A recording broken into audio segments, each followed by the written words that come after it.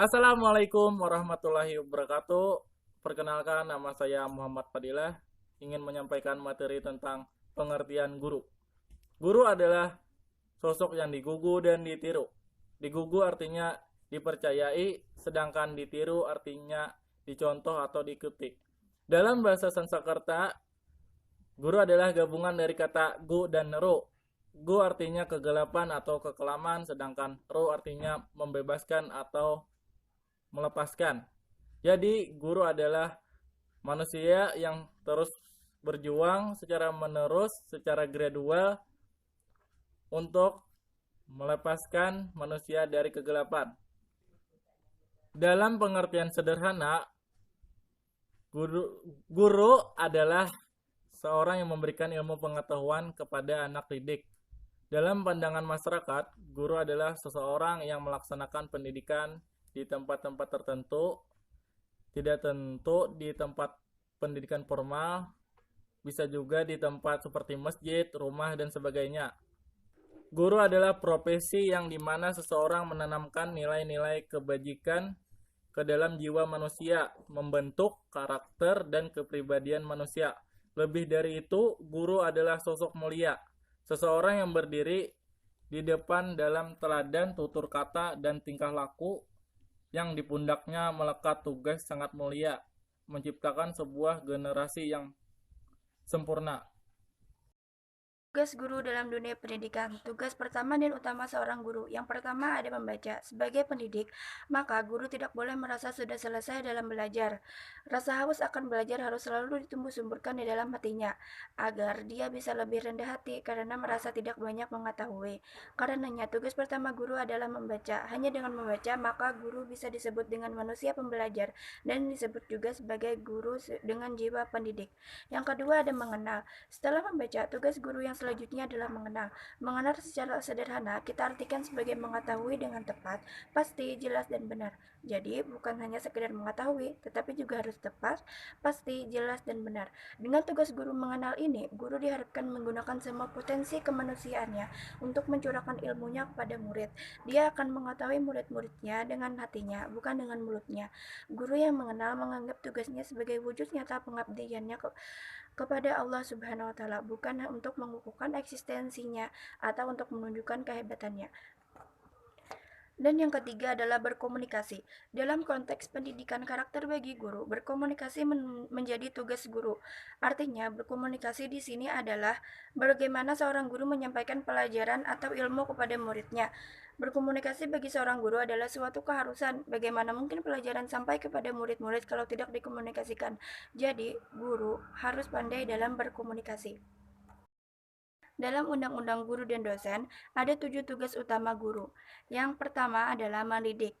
Mendidik adalah mengajak, memotivasi, mendukung, membantu, dan menginspirasi orang lain untuk melakukan tindakan positif yang bermanfaat bagi dirinya dan orang lain atau lingkungan. Mendidik lebih menitik beratkan kepada kebiasaan dan keteladanan. Yang kedua ada mengajar. Mengajar adalah suatu tindakan yang dilakukan oleh guru untuk membantu atau memudahkan siswa melakukan kegiatan belajar. Prosesnya dilakukan dengan memberikan contoh pada siswa untuk mempraktikkan keterampilan tertentu atau menerapkan konsep yang diberikan kepada siswa agar menjadi kecakapan yang dapat digunakan dalam kehidupan sehari-hari. Yang ketiga ada membimbing. Membimbing adalah suatu proses yang dilakukan oleh guru untuk menyampaikan bahan ajar, untuk mentransfer ilmu pengetahuan, teknologi, dan seni dengan pendekatan tertentu yang sesuai dengan karakter siswa. Membimbing juga dimaksudkan untuk membantu siswa agar menemukan potensi dan kapasitasnya, menemukan bakat dan minat yang dapat dimilikinya sehingga sesuai dengan masa perkembangan dan pertumbuhannya. Yang keempat ada mengarahkan. Mengarahkan adalah suatu kegiatan yang dilakukan guru kepada siswa agar dapat mengikuti apa yang harus dilakukan, agar tujuan dapat tercapai. Mengarahkan bukan berarti memaksa. Kebebasan peserta didik tetap dihormati dengan tujuan agar tumbuh kreativitas dan inisiatif peserta didik secara alami. Yang kelima ada melatih. Melatih pada hakikatnya adalah suatu proses kegiatan untuk membantu orang lain mempersiapkan diri dengan sebaik-baiknya dalam usahanya mencapai tujuan tertentu. Dalam dunia pendidikan, tugas guru adalah melatih siswa terhadap fisik, mental, emosi, dan keterampilan atau bakat. Assalamualaikum warahmatullahi wabarakatuh. Sebelumnya perkenalkan, nama saya Salma. Di sini saya akan menyampaikan lanjutan materi dari rekan saya, yaitu mengenai tugas guru dalam dunia pendidikan. Yang keenam, yaitu menilai. Menilai merupakan serangkaian kegiatan untuk memperoleh, menganalisis, dan menafsirkan data tentang proses dan hasil belajar peserta didik yang dilakukan secara sistematis dan berkesinambungan, sehingga menjadi informasi yang bermakna dalam pengambilan keputusan. Tugas guru adalah menilai siswa pada aspek keterampilan, sikap, dan pengetahuan. Tujuannya untuk mengukur sejauh mana kompetensi siswa setelah proses belajar mengajar selesai dilaksanakan. Yang ketujuh yaitu mengevaluasi. Mengevaluasi dapat dimaknai sebagai suatu proses yang sistematis untuk menentukan atau membuat keputusan sampai sejauh mana tujuan program telah tercapai. Evaluasi ditujukan untuk mendapatkan data dan informasi yang dijadikan dasar untuk mengetahui taraf kemajuan, perkembangan, dan pencapaian belajar siswa, serta keefektifan pengajaran guru. Evaluasi pembelajaran mencakup kegiatan pengukuran dan penilaian. Menurut Udin Syaifuddin Saud, ada 6 tugas dan tanggung jawab guru dalam mengembangkan profesinya, yaitu yang pertama, guru sebagai pengajar. Guru sebagai pengajar minimal memiliki 4 kemampuan, yaitu merencanakan proses belajar mengajar, melaksanakan dan memimpin atau mengelola proses belajar mengajar, menilai kemajuan proses belajar mengajar, dan menguasai bahan pelajaran. Yang kedua yaitu guru sebagai pembimbing. Guru sebagai pembimbing memberi tekanan kepada tugas dan memberikan bantuan kepada siswa dalam pemecahan masalah yang dihadapi.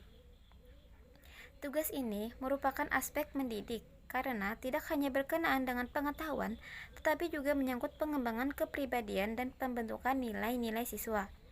Sebagai pembimbing, guru memerlukan kompetensi yang tinggi untuk melaksanakannya. Adapun kompetensi yang harus dilaksanakan yaitu guru harus merencanakan tujuan dan identifikasi kompetensi yang ingin dicapai. Guru harus memiliki keterlibatan peserta didik dalam pembelajaran, dan guru harus memaknai kegiatan belajar, dan yang terakhir yaitu guru harus melaksanakan penilaian. Yang ketiga yaitu guru sebagai administrator kelas. Segala pelaksanaan dalam proses belajar mengajar perlu diadministrasikan secara baik, sebab administrasi yang dikerjakan dengan baik, seperti membuat rencana mengajar, mencatat hasil belajar, dan sebagainya, merupakan dokumen yang berharga, dan guru telah melaksanakan tugasnya dengan baik. Yang keempat yaitu guru sebagai pengembang kurikulum. Sebagai pengembang kurikulum, guru memiliki peran yang sangat penting dan strategis, karena gurulah yang akan menjabarkan rencana pembelajaran ke dalam pelaksanaan pembelajaran dan mengadakan perubahan yang positif pada diri siswa. Salah satu yang sangat penting dari peran yang dikemukakan yaitu memantau kegiatan belajar siswa. Guru hendaknya memahami tentang bagaimana siswa belajar, bagaimana guru dapat memfasilitasi proses belajar mengajar dengan sebaik-baiknya.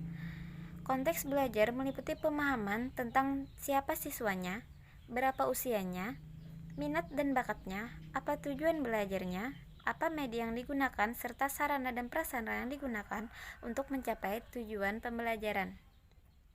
Yang kelima yaitu guru bertugas untuk mengembangkan profesi. Tugas guru dalam bidang profesi antara lain adalah mendidik, mengajar, dan melatih. Mendidik berarti meneruskan dan mengembangkan nilai-nilai hidup. Mengajar berarti meneruskan dan mengembangkan ilmu pengetahuan dan teknologi. Sedangkan melatih berarti mengembangkan keterampilan-keterampilan pada siswa. Yang keenam atau yang terakhir yaitu adalah guru bertugas untuk membina hubungan dengan masyarakat. Tugas guru dalam bidang kemanusiaan di sekolah harus dapat menjadikan dirinya sebagai orang tua kedua. Seorang guru harus mampu menjadi simpati sehingga ia menjadi idola para siswanya. Masyarakat menempatkan guru pada tempat yang lebih terhormat di lingkungannya, karena dari seorang guru diharapkan masyarakat dapat memperoleh ilmu pengetahuan. Hal ini berarti bahwa guru berkewajiban mencerdaskan bangsa menuju pembentukan manusia Indonesia seutuhnya yang berdasarkan Pancasila. Seperti membuat rencana mengajar, mencatat hasil belajar, dan sebagainya merupakan dokumen yang berharga dan guru telah melaksanakan tugasnya dengan baik. Yang keempat yaitu guru sebagai pengembang kurikulum. Sebagai pengembang kurikulum, guru memiliki peran yang sangat penting dan strategis, karena gurulah yang akan menjabarkan rencana pembelajaran ke dalam pelaksanaan pembelajaran dan mengadakan perubahan yang positif pada diri siswa. Salah satu yang sangat penting dari peran yang dikemukakan yaitu memantau kegiatan belajar siswa. Guru hendaknya memahami tentang bagaimana siswa belajar, bagaimana guru dapat memfasilitasi proses belajar mengajar dengan sebaik-baiknya. Konteks belajar meliputi pemahaman tentang siapa siswanya, berapa usianya, minat dan bakatnya, apa tujuan belajarnya, apa media yang digunakan, serta sarana dan prasarana yang digunakan untuk mencapai tujuan pembelajaran. Yang kelima yaitu guru bertugas untuk mengembangkan profesi. Tugas guru dalam bidang profesi antara lain adalah mendidik, mengajar, dan melatih. Mendidik berarti meneruskan dan mengembangkan nilai-nilai hidup. Mengajar berarti meneruskan dan mengembangkan ilmu pengetahuan dan teknologi. Sedangkan melatih berarti mengembangkan keterampilan-keterampilan pada siswa. Yang keenam atau yang terakhir yaitu adalah guru bertugas untuk membina hubungan dengan masyarakat. Tugas guru dalam bidang kemanusiaan di sekolah harus dapat menjadikan dirinya sebagai orang tua kedua. Seorang guru harus mampu menjadi simpati sehingga ia menjadi idola para siswanya. Masyarakat menempatkan guru pada tempat yang lebih terhormat di lingkungannya, karena dari seorang guru diharapkan masyarakat dapat memperoleh ilmu pengetahuan. Hal ini berarti bahwa guru berkewajiban mencerdaskan bangsa menuju pembentukan manusia Indonesia seutuhnya yang berdasarkan Pancasila. Perkenalkan, nama saya Rana Anita, nomor absen 6. Selanjutnya ingin menjelaskan tentang fungsi guru dalam dunia pendidikan. Beberapa fungsi guru dalam dunia pendidikan. Yang pertama, fungsi guru sebagai pemimpin peserta didik. Guru merupakan pemimpin murid-murid dalam satu kelas. Fungsi guru sebagai pemimpin adalah menggali, menemukan, dan mengembangkan. Yang pertama, menggali, yaitu ketika berhadapan dengan peserta didiknya, seorang guru profesional secara naluriah sudah dapat melihat potensi dasar yang dimiliki peserta didiknya, dan dia juga sudah tahu apa yang akan dilakukannya. Tentu saja, yang akan dilakukan oleh sang guru pertama-tama adalah menggali potensi, nilai karakter dari diri peserta didik yang masih tersembunyi. Yang kedua yaitu menemukan. Guru tidak boleh berhenti menggali sampai dia menemukan nilai karakter peserta didiknya. Setelah ditemukan, barulah guru bisa menentukan sikap bagaimana sebaiknya dia memperlakukan nilai karakter peserta didik itu. Selanjutnya itu mengembangkan. Kalau guru telah menemukan nilai karakter peserta didik, maka proses selanjutnya tinggal mencari cara mengembangkannya. Sebuah potensi baik tidak akan menjadi baik kalau hanya sebatas wacana. Nilai karakter peserta didik yang sudah di dalam genggaman guru sebaiknya dikembangkan. Selanjutnya yaitu fungsi guru sebagai tenaga profesional. Fungsi guru sebagai tenaga profesional yaitu guru meneruskan ilmu atau keterampilan atau pengalaman yang dimilikinya atau dipelajarinya kepada peserta didiknya. Fungsi guru sebagai tenaga profesional dalam arti berusaha mengembangkan atau membina segala potensi bakat atau pembawaan yang ada pada diri peserta didik. Tugas guru sebagai tugas profesional sebagai penjabaran dari misi dan fungsi yang diembannya yaitu mendidik, mengajar, dan melatih. Yang ketiga yaitu fungsi guru dalam pembelajaran. Proses pembelajaran akan berjalan dengan lancar dan terarah dengan baik apabila guru mampu mengelola proses pembelajaran. Dalam fungsi guru dalam pembelajaran, yang pertama, fungsi instruksional. Sepanjang sejarah keguruan, tugas dan fungsi guru yang sudah tradisional adalah mengajar. Yang kedua yaitu fungsi edukasi. Fungsi guru sesungguhnya bukan hanya mengajar akan tetapi juga harus mendidik. Selanjutnya itu fungsi manajer. Guru sebagai manajer memiliki 4 fungsi, yaitu merencanakan tujuan belajar, mengorganisasikan sebagai sumber belajar untuk mewujudkan tujuan belajar, memimpin, dan yang terakhir mengawasi. Selanjutnya ada peran guru dalam dunia pendidikan. Jadi ada beberapa peran guru dalam dunia pendidikan. Yang pertama sebagai korektor. Guru harus bisa membedakan mana nilai yang baik dan mana nilai yang buruk. Kedua nilai tersebut tentunya berbeda dan harus kita pahami. Kedua nilai ini mungkin telah anak didik miliki dan mungkin pula telah mempengaruhinya sebelum anak didik masuk sekolah, karena latar belakang kehidupan anak didik yang berbeda-beda sesuai dengan kultural masyarakat di mana anak didik tinggal akan mewarnai kehidupannya. Semua nilai yang baik harus diperhatikan dan nilai yang buruk harus guru singkirkan.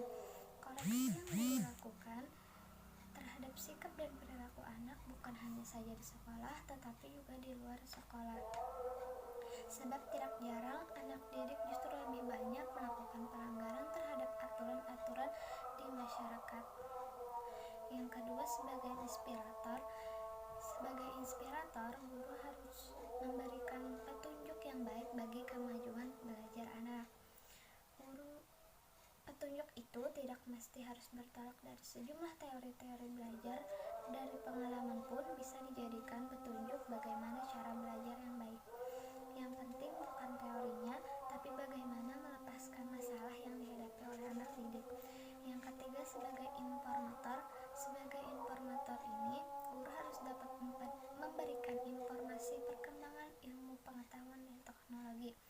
Informasi yang baik dan efektif diperlukan dari guru. Untuk menjadi informator yang baik dan efektif, penguasaan bahasalah sebagai kuncinya, ditopang dengan penguasaan bahan yang akan diberikan kepada anak didik. Informator yang baik adalah guru yang mengerti akan kebutuhan anak didik dan mengabdi untuk anak didik. Yang keempat, ada organisator. Sebagai organisator,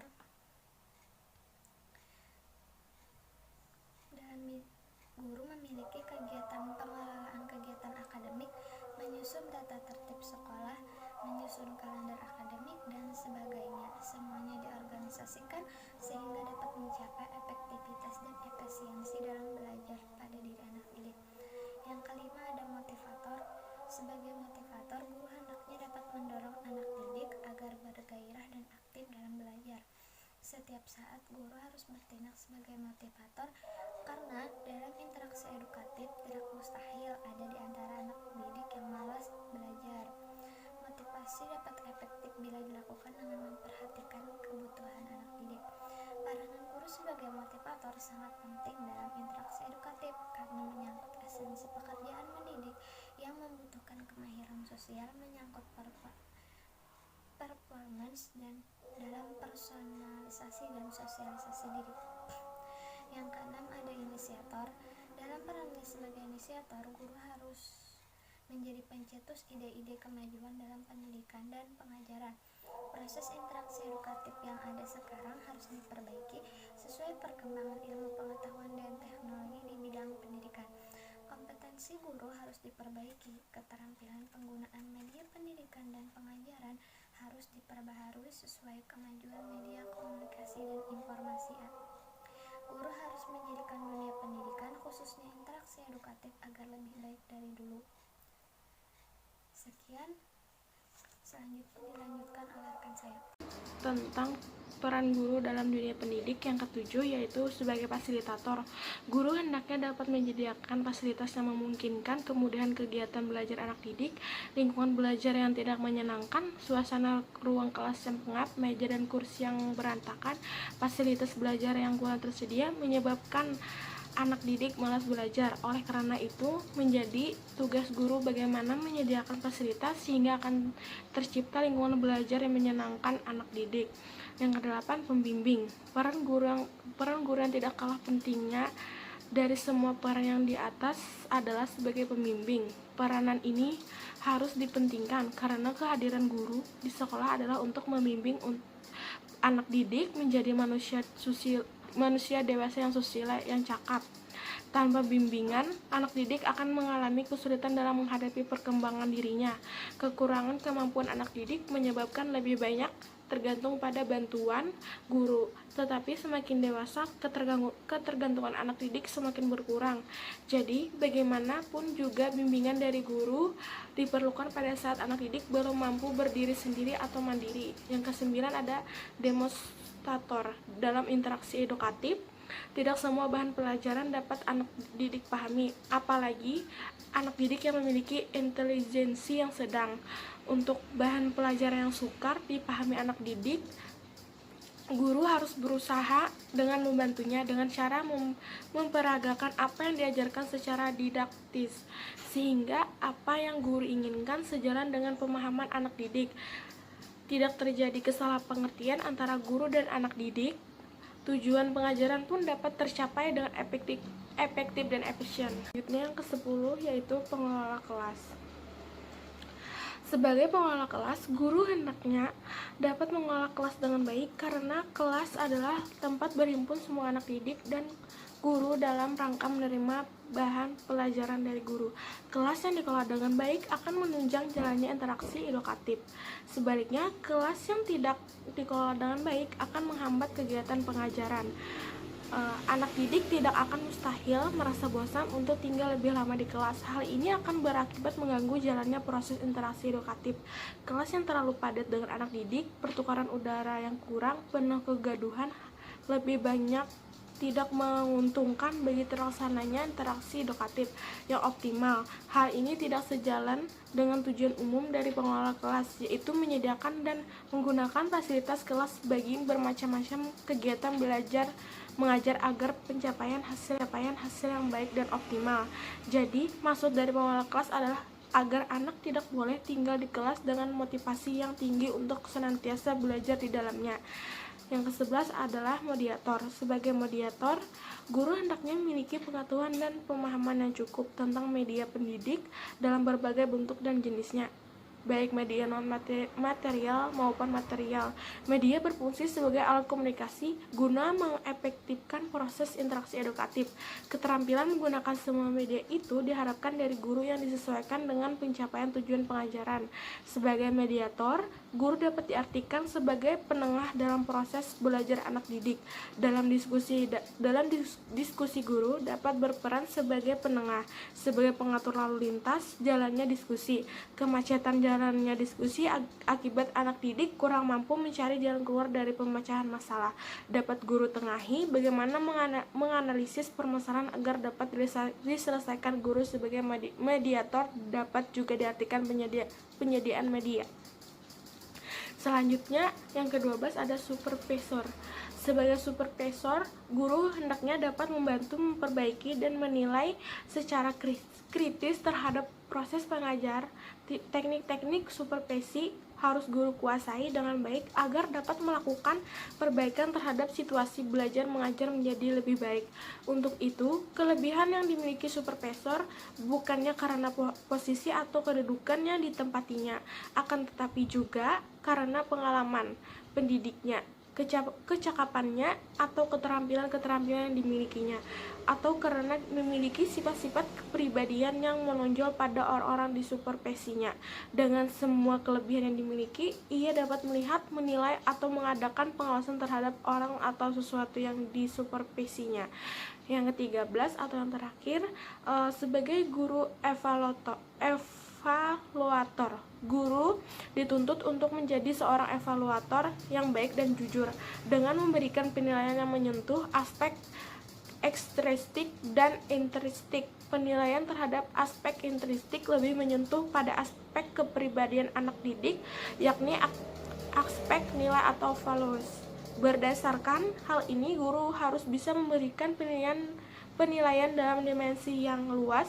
Penilaian terhadap kepribadian anak didik tentu lebih diutamakan daripada penilaian terhadap jawaban anak didik ketika diberi tes.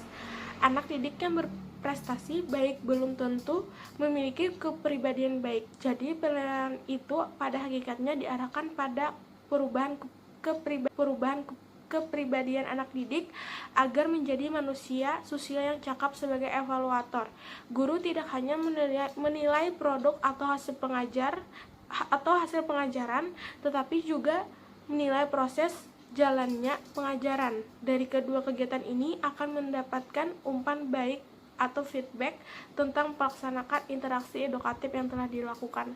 Sekian, terima kasih. Oke, Bismillahirrahmanirrahim. Assalamualaikum warahmatullahi wabarakatuh. Perkenalkan, nama saya Muhammad Nur Imami. Saya dari kelompok 2, nomor absen 39, dari NIM 1810125310061. Saya di sini ingin bertanya kepada kelompok tentang peran guru dalam dunia pendidikan. Salah satunya adalah sebagai pengelola kelas ketika ingin melaksanakan proses pembelajaran. Nah, di sini pertanyaannya yaitu, bagaimana menurut kalian dengan guru yang menerapkan sistem membentak atau menggertak peserta didik agar peserta didik bisa tenang dalam mengikuti pembelajaran, yang pada dasarnya hal tersebut dapat membuat psikis anak menjadi terganggu dan membuat anak menjadi takut terhadap guru tersebut. Alih-alih bukannya paham yang didapat dalam proses pembelajaran, melainkan peserta didik mengikuti pembelajaran hanya memikirkan rasa takutnya akan bentakan guru yang tersebut. Nah, di sini bagaimana pendapat kalian tentang guru yang menerapkan sistem seperti ini dalam mengelola kelas untuk proses pembelajaran? Terima kasih. Assalamualaikum warahmatullahi wabarakatuh. Assalamualaikum warahmatullahi wabarakatuh. Perkenalkan, nama saya Setiawati dari kelompok 5, nomor absen 45. Izinkan saya bertanya kepada pemateri. Tadi pemateri sudah mengatakan bahwa terdapat 3 tugas utama dan pertama dari seorang guru. Yang pertama itu membaca, kedua mengenal, dan yang ketiga berkomunikasi. Pertanyaan saya, bagaimana implementasi tugas utama dan pertama dari seorang guru tersebut terhadap pembelajaran di kelas? Terima kasih. Wassalamualaikum warahmatullahi wabarakatuh. Assalamualaikum warahmatullahi wabarakatuh. Nama saya Gaudatu Jana, perwakilan dari kelompok 8, nomor absen 51. Di sini saya ingin bertanya, di fungsi guru dalam dunia pendidikan di poin 1 tentang fungsi guru sebagai pemimpin peserta didik. Jadi pertanyaannya, bagaimana jika guru tersebut tidak bisa menjadi pemimpin peserta didik? Apakah guru tersebut dinyatakan gagal dalam mendidik peserta didiknya? Terima kasih, hanya itu pertanyaan saya. Wassalamualaikum warahmatullahi wabarakatuh.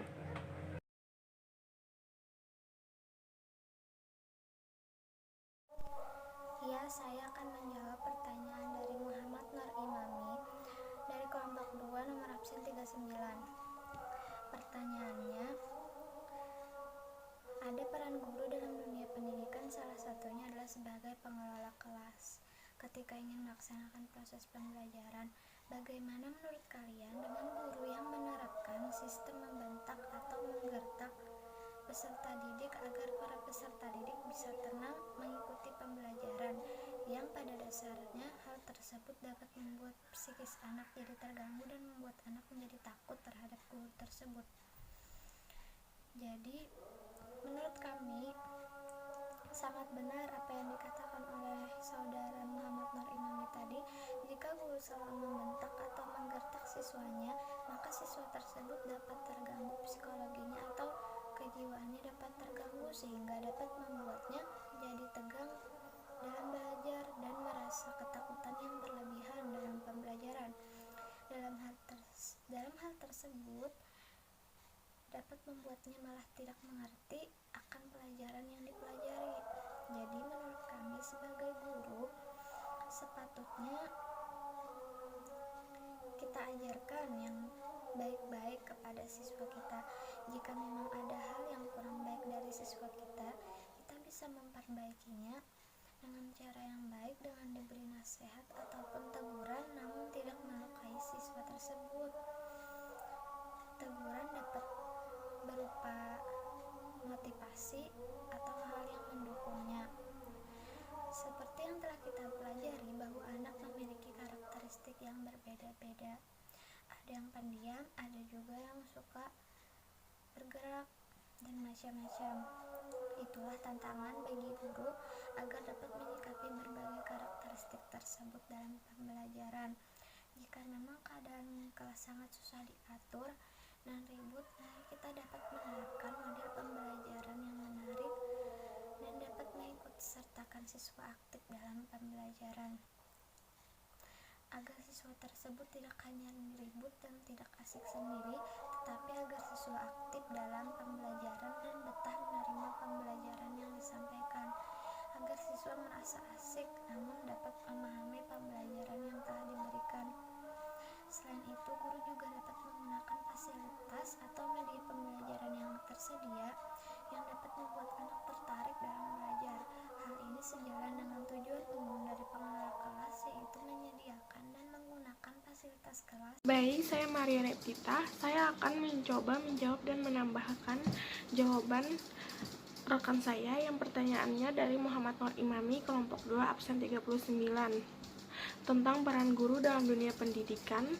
Salah satunya adalah sebagai pengelola kelas ketika ingin melaksanakan proses pembelajaran. Bagaimana menurut kalian dengan guru yang menerapkan sistem pembentak dan menggertak peserta didik agar para peserta didik bisa tenang mengikuti pembelajaran yang pada dasarnya hal tersebut dapat membuat psikis anak menjadi terganggu dan membuat anak menjadi takut terhadap guru tersebut, alih-alih bukannya paham yang didapat dalam proses pembelajaran, melainkan peserta didik mengikuti pembelajaran hanya memikirkan rasa takutnya akan bentakan gurunya. Jadi saya sependapat dengan teman saya. Jadi kita sebagai guru emang seharusnya tidak boleh membentak, apalagi membentak peserta didik, apalagi sampai memukulnya atau melukainya. Tetapi kata orang dulu yang pernah saya dengar, guru emang diperbolehkan membentak siswa dan memukul siswa, tujuannya agar siswa tersebut menjadi siswa yang disiplin. Akan tetapi sekarang tidak diperbolehkan lagi karena sekarang semua telah dilindungi oleh HAM. Dan selain mengganggu psikis peserta didik, kita sebagai guru kalau suka membentak siswanya, maka siswa tersebut tidak menyukai kita. Apalagi seandainya kita menjadi guru kelas, akan tetapi kita ini suka membentak siswanya, akan berdampak negatif untuk peserta didiknya seperti malas sekolah, tidak suka mendengarkan penjelasan gurunya, dan lain-lain. Dan pengalaman saya selama saya mengajar pramuka di SD, saya mempunyai teman, dan teman saya itu ketika mengajar di kelas tersebut kadang suka membentak siswanya, suka marah-marah ke siswanya kalau siswa tersebut ribut dan tidak mendengarkan dia. Setelah itu ketika saya masuk ke kelas mereka, kemudian mereka bercerita kepada saya bahwa mereka tidak ingin diajarkan oleh kakak itu karena mereka takut karena kakaknya suka marah-marah. Jadi kita sebagai calon guru insya Allah harus banyak sabar dengan siswa yang sifatnya berbeda-beda. Kan tidak semua siswa itu sifatnya sama, ada yang suka berbicara, ada yang lari-lari, ada yang cengeng, ada yang pendiam, bahkan ada siswa yang cara berpikirnya itu sangat lambat atau responnya itu sangat lambat. Maka dari itu kita sebagai guru harus bisa menempatkan diri supaya bisa menjadi guru yang disukai oleh peserta didik. Harus banyak sabar, dan kata mama saya, jadikan siswa itu sebagai temanmu. Tidak salahnya berteman dengan anak kecil, dan berteman dengan anak kecil itu bisa menghilangkan stres karena beban pikiran. Selalu senyum dan harus bisa menjadi contoh yang baik untuk siswanya, karena guru itu seperti orang tuanya. Sekian, terima kasih. Jadikan siswa itu sebagai temanmu. Tidak salahnya berteman dengan anak kecil, dan berteman dengan anak kecil itu bisa menghilangkan stres karena beban pikiran. Selalu senyum dan harus bisa menjadi contoh yang baik untuk siswanya, karena guru itu seperti orang tuanya. Sekian, terima kasih. Assalamualaikum warahmatullahi wabarakatuh. Perkenalkan, nama saya Janatunisa. Saya akan menjawab pertanyaan dari Setiawati. Yang pertanyaannya ialah, tugas utama dan pertama dari seorang guru ialah membaca, mengenal, dan berkomunikasi. Bagaimana implementasi tugas utama dan pertama dari seorang guru tersebut terhadap proses pembelajaran? Implementasi dari tugas utama dan pertama seorang guru yang pertama ialah membaca. Di sini dikatakan sebagai pendidik, maka guru tidak boleh merasa sudah selesai dalam belajar, agar dia bisa lebih rendah hati dan tidak banyak mengetahui. Maka dari itu, sebelum mulai pembelajaran, memulai pembelajaran atau sebelum akan membagikan ilmu yang kepada peserta didik, ada baiknya seorang guru membaca atau mencari-cari artikel yang berkaitan dengan materi yang akan dipelajarkan, agar ketika pembelajaran dimulai, guru dapat dengan jelas menjelaskan materi dan dapat menjawab pertanyaan-pertanyaan dari peserta didiknya. Yang kedua ada mengenal. Di sini artinya seorang guru dapat mengenal atau memahami semua aspek pribadi peserta didik, yang memahami karakteristiknya, karena yang kita tahu setiap anak memiliki karakteristik yang berbeda-beda. Maka dari itu seorang guru harus dapat mengenal karakteristik setiap anak agar dapat mengarahkannya kepada yang lebih baik. Yang terakhir ada berkomunikasi. Berkomunikasi adalah hal yang sangat penting. Bagaimana pembelajaran dapat sampai kepada anak-anak kalau tidak dikomunikasikan? Seorang guru harus memiliki keterampilan berbicara yang baik agar dapat menyampaikan materi dan dapat dengan mudah dimengerti oleh anak-anak. Selanjutnya, saya Renanita ingin menjawab pertanyaan dari Setiawati sekaligus menambahkan jawaban dari rekan saya tadi. Bagaimana implementasi tugas utama dan pertama dari seorang guru tersebut terhadap proses pembelajaran di kelas?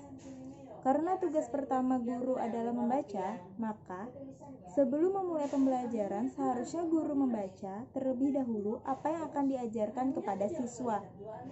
Setelah membaca, tugas guru selanjutnya adalah mengenal. Dalam tugas ini, guru harus mengenali dulu karakter atau sifat pada masing-masing siswa sehingga dapat memudahkan dalam proses pembelajaran, serta memudahkan guru dalam menyampaikan pelajaran dan siswa mudah memahaminya. Yang terakhir yaitu berkomunikasi. Proses belajar mengajar yang dilakukan oleh guru akan senantiasa merupakan proses kegiatan interaksi antara siswa sebagai pihak yang belajar dan guru sebagai pihak yang mengajar. Proses itu sendiri merupakan mata rantai yang menggabungkan antara guru dan siswa sehingga terbina komunikasi yang memiliki tujuan pembelajaran. Assalamualaikum warahmatullahi wabarakatuh. Nama saya Salma. Saya akan mencoba menjawab pertanyaan dari saudari Raudatuzanah. Adapun pertanyaannya yaitu pada bagian fungsi guru dalam pendidikan, yang mana salah satu fungsinya yaitu guru sebagai pemimpin peserta didik. Lalu bagaimana jika seorang guru tersebut tidak bisa menjadi pemimpin bagi peserta didiknya? Apakah guru tersebut dinyatakan gagal dalam mendidik peserta didiknya? Jadi, menurut saya, jika guru tidak mampu memimpin peserta didiknya, maka dapat dinyatakan guru tersebut gagal dalam mendidik peserta didik. Atau lebih tepatnya lagi, seorang guru sudah pasti akan menjadi pemimpin bagi peserta didiknya. Jika guru tersebut tidak mampu menjadi pemimpin, bagaimana mungkin dia bisa melaksanakan tugasnya sebagai seorang guru? Karena yang mana tanpa kita sadari bahwa sebenarnya seorang guru sudah pasti mempunyai fungsi sebagai pemimpin untuk peserta didiknya. Bahkan bukan hanya bagi peserta didik, seorang guru juga harus mampu menjadi pemimpin bagi dirinya sendiri. Guru adalah pemimpin ketika melaksanakan pembelajaran di kelasnya. Guru adalah pemegang kendali dan pengambil keputusan saat melaksanakan pembelajaran. Guru setiap saat harus melakukan suatu tindakan sebagaimana seorang pemimpin di dalam kelasnya. Dan bagi dirinya sendiri, seorang guru juga adalah pemimpin. Apapun yang ia lakukan dalam menjalani profesinya sebagai seorang guru tergantung bagaimana ia menjadi pemimpin bagi dirinya sendiri. Ia harus dapat menentukan dan memutuskan apa yang harus ia lakukan demi menjadi guru yang baik dan profesional. Mungkin itu saja yang dapat saya jawab. Terima kasih untuk perhatiannya. Salah hilafnya mohon maaf. Wassalamualaikum warahmatullahi wabarakatuh. Saya Muhammad Fadilah ingin menambahkan jawaban dari rekan saya untuk menjawab pertanyaan dari saudari Raudatul Jannah. Yang pertanyaannya, bagaimana jika guru tersebut tidak bisa menjadi pemimpin peserta didik? Apakah guru tersebut dinyatakan gagal dalam mendidik peserta didik? Menurut saya, guru harus memiliki jiwa kepemimpinan. Jika tidak memiliki, kita perlu mengembangkan jiwa kepemimpinan tersebut dengan cara dilatih. Kenapa? Karena jika tidak bisa, berdampak kurang baik terhadap para siswa. Seperti kita ketahui, seorang guru adalah orang tua kedua siswa yang ada di sekolah. Jadi guru harus mampu memimpin siswa-siswi ke jalan yang benar, jalan yang mengantarkan mereka menjadi pribadi yang lebih baik dan sukses. Menjadi pemimpin tentu bukan hal yang mudah. Kita ketahui pemimpin biasanya memiliki sifat-sifat tertentu yang mencirikan karakter seorang yang kuat dan berkarisma. Menurut saya ada beberapa sifat dasar pemimpin yang harus dimiliki oleh seorang guru.